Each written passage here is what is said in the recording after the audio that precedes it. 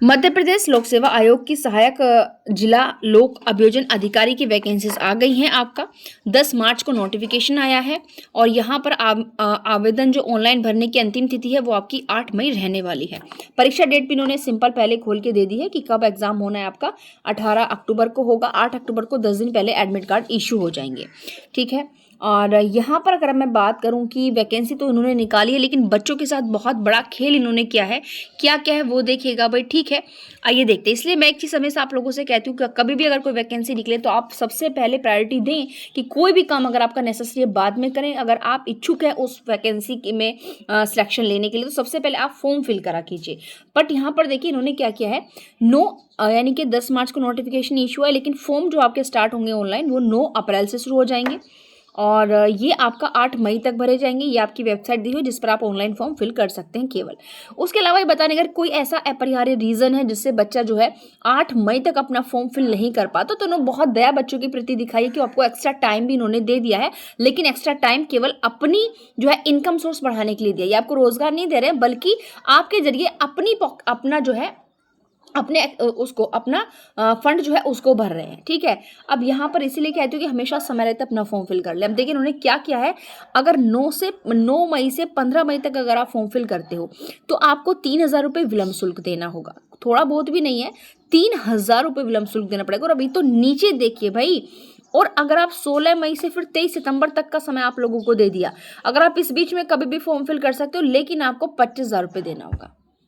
जरूरत ही नहीं है भाई, अगर आप रह जाते तो जरूरत ही नहीं भरने की। 16 मई से 23 सितंबर तक का समय दे रहे हैं, लेकिन आपको 25,000 रुपये फॉर्म फिल करने के लिए देने होंगे। और उस बीच भी देखिए अगर आपके फॉर्म में कोई मिस्टेक हो जाती है, विलम्ब शुल्क के साथ अगर आपने फॉर्म फिल किया है तो अगर कोई त्रुटि है तो सुधारने के लिए प्रसत्र भी आपको 50 रुपये देने होंगे। बिल्कुल कर लीजिए अगर आप ऐसा काम करेंगे। इसलिए मैं एक बात हमेशा कह रही हूँ कि समय रहते सबसे पहले हर काम छोड़कर अगर आप इंटरेस्टिंग हैं तो आप फॉर्म फिल करें। ठीक है, ताकि इनकी जो ये रणनीतियाँ रखी रह जाए। ठीक है। उसके अलावा अब हम आगे आते हैं। जो एज की जनगणना है वो आपका 1 जनवरी 2027 के अकॉर्डिंग की जाएगी। अब यहाँ पर आते हैं एलिजिबिलिटी क्राइटेरिया पर कि ये क्या रहने वाला है। तो देखिए किसी भी मान्यता प्राप्त विश्वविद्यालय से लॉ में उपाधि या समकक्ष। उसके बाद दूसरी चीज देखिए, अब यहाँ पर इन्होंने क्या किया है कि प्रायोरिटी किसको दी जाएगी। प्रथम श्रेणी यानी कि या तो जो लोग फर्स्ट डिवीजन से पास हुए हैं लोग ग्रेजुएशन में, या फिर जिनके पास बार में 2 साल का एक्सपीरियंस है, या फिर जिनके पास हायर एजुकेशन रखते हैं। ये 3 कंडीशन दे दी। अगर आपके पास या तो फर्स्ट कैटेगरी में पास हुए हो, या फिर आपके पास 2 साल का अनुभव है, या फिर आप हायर एबिलिटी रखते हो, तो ऐसे बच्चों को, उन बच्चों पर जिन पर नॉर्मल जो है एलएलबी है उनको ज़्यादा वरीयता यहाँ पर दी जाएगी। अभी यहाँ पर इन्होंने क्लियर कर दिया इसका स्पष्टीकरण कैसे दी जाएगी वरीयता। तो कह रहे हैं कि भाई मानो 2 बच्चे जिसके पास ओनली ये नॉर्मल एलएलबी की डिग्री है, लेकिन एक बच्चा जिसके पास 2 साल का अनुभव भी है, तो यहाँ पर वरीयता किसको दी जाएगी, जिसकी या तो अनुभव ज़्यादा है, ठीक है, 2 साल का जिसको अनुभव है उसको यहाँ पर वरीयता दी जाएगी। बेशक दोनों के मतलब अंक जो है यहाँ पर समान। इस तरीके की चीज़ें इन्होंने यहाँ पर जो है दी रखी हैं। अब आगे देखते हैं आगे क्या होगा। थोड़ा सा क्योंकि सारी चीज़ें यहाँ पर हम देखेंगे तो एलिजिबिलिटी और वैकेंसी सारी चीज़ें अभी यहाँ पर हमारा रह चुका है कि भाई वैकेंसी कितनी है, वैकेंसी का कैटेगराइजेशन यहाँ पर अभी बचा हुआ है। ठीक, वो हम यहाँ पर चेक करते हैं क्योंकि नोटिफिकेशन काफ़ी बड़ा है, 23 पेजों का है, इतना भी नहीं है वैसे, लेकिन ठीक है चीज़ें।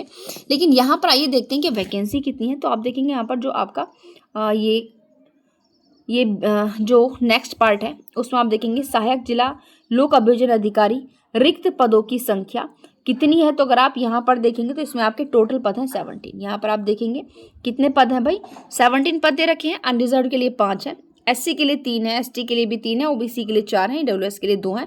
तो इस तरीके से आपके जो है टोटल 17 पोस्ट यहाँ पर हो चुकी हैं। समझ रहे हो? ओके, तो उसके बाद आते हैं हम नीचे। ये सारा विवरण है पद का, पोस्ट वगैरह के बारे में सारी चीज़ें। ठीक है, और क्योंकि यहाँ पर वेतन भाग जो ग्रेड पे के अकॉर्डिंग खोली गई हैं, ये इस तरह की चीज़ें। आगे आते हैं, ये थोड़ा एज का क्राइटेरिया दिया हुआ है। मिनिमम एज जो होगी 21 साल होगी, लेकिन 40 साल से ज़्यादा नहीं होनी चाहिए। आगे कह रहे हैं अगर आपको एज रिलैक्सेशन देखना है तो आपको परिशिष्ट वन वहाँ पर जाकर आप देख सकते हैं कि किसको कितना रिलैक्सेशन मिलेगा। उसके अलावा आयु संगणना तिथि आपकी 1 जनवरी 2027 के अकॉर्डिंग यहाँ पर की जाएगी। ठीक है, अब आगे देखते हैं भाई क्या सिलेबस वगैरह कुछ दिया हुआ है, वो भी थोड़ा सा चेकआउट कर लेते हैं कि क्या कुछ सिलेबस वगैरह दिया हुआ है। तो यहाँ पर फिलहाल केवल पूरी सारी की सारी अभी चीजें दी हुई हैं, ऐसा कुछ भी एक्स्ट्रा नहीं दिया हुआ है। ये आपत्तियां वगैरह दी हुई हैं कि अगर आपको भैया एग्जाम में किसी प्रकार की कोई आपत्ति होती है तो फिर उसमें क्या होगा। ठीक है, ये पूरी की पूरी आपत्तियां लगाई हुई हैं कि भाई अगर आपको लग रहा है कि प्रश्न गलत, अगर आप ऑब्जेक्शन उठाते हो तो क्या क्या आप करोगे, वो सारी चीजें इन्होंने यहाँ पर डिटेल वाइज दे रखी हैं। ओके, यानी कि आपका यानी कि प्रति प्रश्न, एक प्रश्न के लिए आपत्ति के लिए 150 रुपये देने होंगे शुल्क। ठीक है, और प्रति सत्र पोर्टल शुल्क जो होगा वो 40 रुपये होगा। तो हर तरीके से भाई कमा लो, कोई दिक्कत नहीं है, आप लोगों का ही हर चीज़ है। ठीक है, आगे एक चीज़ यहाँ पर बता रहे हैं कि देखो जैसे इन्होंने 17 वैकेंसीज निकाली है, अब उसमें कह रहे हैं मानो जो कैंडिडेट्स हैं अगर उनकी संख्या 500 से कम है, चयन साक्षात्कार के आधार पर होगा, यानी कि किसमें, इंटरव्यू के आधार पर सिलेक्शन होगा। इस हेतु अभिलेख प्रेषण की अंतिम तिथि निर्धारित कर अभ्यर्थियों से उनकी अर्हता से संबंधित सभी रिकॉर्ड आमंत्रित किए जाएंगे। अभिलेखों की समीक्षा उपरांत, यानी कि जब उनकी रिक्रूटनी कर ली जाएगी, जांच कर ली जाएगी, उसके उपरांत अर्हताकारी परीक्षा में प्राप्त अंकों के गुणाक्रम के आधार पर विभिन्न वर्गों हेतु विज्ञप्ति पदों के आधार पर निम्नांकित अभ्यर्थियों को साक्षात्कार हेतु आमंत्रित किया जाएगा। अब देखिए यहाँ पर उन्होंने बताया कि साक्षात्कार हेतु किस तरीके से आप उनको आमंत्रित करेंगे। अगर पदों की संख्या 500 से अगर कम है तो सिलेक्शन जो है आपका केवल चयन के आधार पर होगा। पदों की संख्या, साक्षात्कार के लिए बुलाए जाने वाले उम्मीदवारों की संख्या। अब आपका देखिए जैसे कह रहे हैं एक पद के लिए 12 उम्मीदवार लिए जाएंगे, यानी कि इस तरीके से कैटेगराइज करेंगे। एक पोस्ट पर 12 कैंडिडेट्स फाइट करेंगे, 2 से 3 पोस्ट पर 24 करेंगे, 4 से 6 जो पद हैं उन पर 36 उम्मीदवार करेंगे, 7 से 9 जो पद हैं उनके लिए आपके 48 उम्मीदवार करेंगे, और अगर 10 पद या उससे ऊपर पद है तो 50 उम्मीदवार तक या पदों की संख्या के 5 गुना इस तरीके से यहाँ पर लिए जाएंगे। साक्षात्कार 100 नंबर का है। न्यूनतम उत्तीर्णक अनारक्षित हेतु 41 एवं अनारक्षित हेतु 31, यानी कि 100 नंबर का है। अगर आप जो है अनरिजर्व से हो तो 41 चाहिए मिनिमम, और अगर आप जो है बाकी रिजर्व या फिर डिसेबल है तो 31 चाहिए। अंतिम चयन साक्षात्कार में प्राप्त अंकों के आधार पर ही किया जाएगा। बाकी परीक्षा केंद्र कहाँ कहाँ पर होंगे, तो ये कह रहे हैं कि प्रतियोगी परीक्षा आपकी इंदौर, भोपाल, जबलपुर, ग्वालियर, यहाँ पर आपका सेंटर है जो कि बनाया जाएगा। यह पूरी आपकी आवेदन प्रक्रिया यहाँ पर दी हुई है। सारा चीज़ें ध्यान से देखिए क्योंकि सबसे बड़ा खेल इन्होंने अपने आप ही पहले बता दिया है आपका किसका है, सिलेक्शन आपके फॉर्म का है।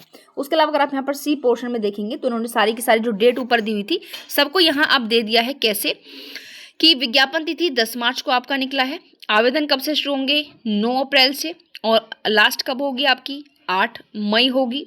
और त्रुटि सुधार के लिए आपका 14/4/2026 तक का समय इन्होंने जो है रखा है। ऑनलाइन आवेदन में त्रुटि सुधार करने की त्रुटि सुधार की जो आपकी स्टार्टिंग डेट हो जाएगी वो 14 अप्रैल हो जाएगी, और जो अंतिम रहेगी वो आपकी 10 मई रहने वाली है। ठीक है, उसके अलावा प्रवेश पत्र आपको 8 अक्टूबर को मिल जाएंगे, एग्जाम 18 अक्टूबर को। पहले डेट फिक्स है, ये चीज़ें बहुत अच्छी होती है। देखिए कि किसी भी नोटिफिकेशन के साथ आपने डेट फिक्स कर दे तो बच्चा जो है अपनी स्ट्रेटेजी उसी के अकॉर्डिंग करता है कि इस डेट को हमारा एग्जाम है, कैसे कैसे हम अपना टाइम जो है फिक्स करें। लेकिन यहाँ थोड़ा सा कुछ स्टेट्स ऐसे होते हैं कि भाई पहले पेपर निकाल दिया, 3-4 महीने हो गए, अभी डेट फिक्स की नहीं, फिर अचानक से पता चला 30 दिन के अंदर अंदर डेट फिक्स कर दिया, 50 दिन के अंदर डेट फिक्स कर दी। तो वो थोड़ा बच्चों की मेंटलिटी पर इफेक्ट पड़ता है क्योंकि बच्चा पहले कुछ और तरीके से अपनी प्रिपरेशन कर रहा होता है। यहाँ पर ये नीचे जो विलंब शुल्क है आपका दिया हुआ है, सारा बता दिया है। उसके अलावा देखते हैं अभी हमारा बचा हुआ है कि आगे क्या क्या दिया हुआ है। ये परिशिष्ट आगे फिर सारी चीज़ें आप यहाँ पर देख सकते हैं। लेकिन हम देखते हैं कि क्या हमारे सिलेबस वगैरह के बारे में अगर कोई चीज़ इन्होंने दी हुई है उसके बारे में थोड़ा सा यहाँ पर चेक करेंगे। ओके, ये पूरा का पूरा दिया हुआ है। ये तो अब बात ये आती है कि भाई ठीक है, अब मेन बात यहाँ पर क्या रही कि वो जो भाई आपने हमें बताया था वो तो उनके लिए जो समय से फॉर्म फिल नहीं करते, लेकिन अगर हम जो है अपने विद इन टाइम के अंदर हम अपना विद इन टाइम हम फॉर्म फिल कर देते हैं तो फिर क्या होगा। तो सिंपल फिर उन्होंने लिख रखा है कि अगर आप मध्य प्रदेश के मूल निवासी हैं, ठीक है, मूल निवासी में आप SC, एसटी, अन्य पिछड़ा वर्ग, गैर क्रीमी लेयर, आर्थिक रूप से कमजोर वर्ग है तो आपको 250 रुपये देने होंगे। और अगर आप से सभी श्रेणी जो अनरिजर्व है और मध्य प्रदेश के बाहर की सभी कैटेगरी तो 500 रुपये देने होंगे। तो ये तो है तब आप समय रहते फॉर्म फिल कर लेते हैं, और अगर समय रहते फॉर्म फिल नहीं करते हो तो फिर नीचे वाला शुल्क आपको दिया हुआ है। ठीक है, ये चीज़ें अब आपको यहाँ पर आई होप क्लियर हो चुकी होंगी। ओके, बाकी अगर ये जानकारी वगैरह पाना चाहते हो तो यहाँ पर हेल्पलाइन वगैरह इन्होंने सारी यहाँ पर दी हुई हैं। उसके अलावा भाई ये भी तो हम देख लें, ये घोषणा पत्र वगैरह सारी चीज़ें यहाँ से देख लीजिएगा क्या कैसे करना है। कि क्या सिलेबस के लिए भी इन्होंने कोई चीज़ें ये आपका बताया किस तरीके से आपको अपना जो है ऑनलाइन फॉर्म फिल अपना वो देना है। यहाँ पर ये देखिए थोड़ा सा समय का बताया हुआ है कि कितना कितना टाइम आपको मिलने वाला है। प्रतिपूरक समय हेतु आपका ये शर्तें दी हुई हैं ऐसे कैंडिडेट्स को जिन्होंने उपरोक्त अनुसार सह लेखक की सुविधा प्रदान की गई है निम्नानुसार पूरक प्रश्न पात्रता होगी। ठीक है, यानी कि 3 घंटे की थोड़ा एक्स्ट्रा टाइम देने की, जो मतलब थोड़े डिसेबल वगैरह व्यक्ति होते हैं उनके लिए इतना एक्स्ट्रा समय जो है दिया जाएगा प्रश्न पत्र के लिए, वो सारी चीज़ें हैं। अब हम यहाँ के देखते हैं सिलेबस। देखिए सिलेबस के लिए इन्होंने सिंपल लिख दिया है, अभी सिलेबस अपलोड नहीं किया है। परीक्षा योजना एवं पाठ्यक्रम यथाशीघ्र आयोग की वेबसाइट पर जारी कर दिया जाएगा। तो देखिए जैसे ही आप भी टाइम टू टाइम जो है आयोग की वेबसाइट को देखते रहिए, और हम तो जैसे ही आपको नोटिफिकेशन आएगा सिलेबस का जो आएगी डिटेल अपडेट उसको हम आपको बिल्कुल आकर के बताएंगे। लेकिन आप भी थोड़ा इस चीज़ के लिए अपडेट रहिए। और अब से पहले, लेकिन ऐसा नहीं है कि बिल्कुल नया होगा, नए में आपके देखिए कुछ देखो आपके अपडेट होकर आपके BNS BSc BNSS आएंगे, बाकी 1-2 एक्स्ट्रा हो सकता है, इतना हो सकता है। लेकिन हाँ ये ज़रूर है कि कम से कम जो अब तक आपके सब्जेक्ट्स हैं वही हैं। तो तब तक भाई जो भी इंटरेस्टिंग है, अभी तो समय है, खैर फॉर्म फिल होने में काफ़ी समय है स्टार्टिंग डेट, लेकिन याद रखिएगा समय रहते अपना फॉर्म फिल कर दें। और साथ ही साथ अपनी तैयारी में 20 से लग दें, क्योंकि ओनली आप देख चुके हैं 17 वैकेंसीज है, कंपटीशन बहुत टफ रहने वाला है। और दूसरी बात आपको बता दूं कि अब तक जो MP ADPO में सिलेबस था उसको उठाइए, उसके अकॉर्डिंग तैयारी कीजिए। और आज के लिए इतना ही, मिलते हैं नेक्स्ट वीडियो में, बेस्ट ऑफ लक। लेकिन मैं आपको बता दूं कि 22 मार्च अब समय नहीं रह गया है, एडमिट कार्ड आजकल 1-2 दिन में आपके आ ही जाएंगे। ठीक है, क्योंकि 10 दिन पहले, क्योंकि यहाँ भी आप देख रहे हैं 10 दिन पहले एडमिट कार्ड की डेट है, तो आपका आज में या कल में 2 दिन के या 3 दिन के अंदर आपको एडमिट कार्ड देखने के लिए मिल जाएंगे यहाँ पर UP APO के। लेकिन एक बार फिर कहूँगी, यदि अभी तक भी आपने जो है टेस्ट सीरीज जो नहीं की है तो क्यों आप लोग देर कर रहे हैं। प्लीज़ खासकर हिंदी मीडियम वालों से मेरी रिक्वेस्ट है, बहुत मिनिमम प्राइस के अंदर है, बहुत रिलीवेंट क्वेश्चन आपको केस लॉस सारी चीज़ें देखने के लिए मिलेंगी। तो आज के लिए इतना ही, मिलते हैं नेक्स्ट वीडियो में। थैंक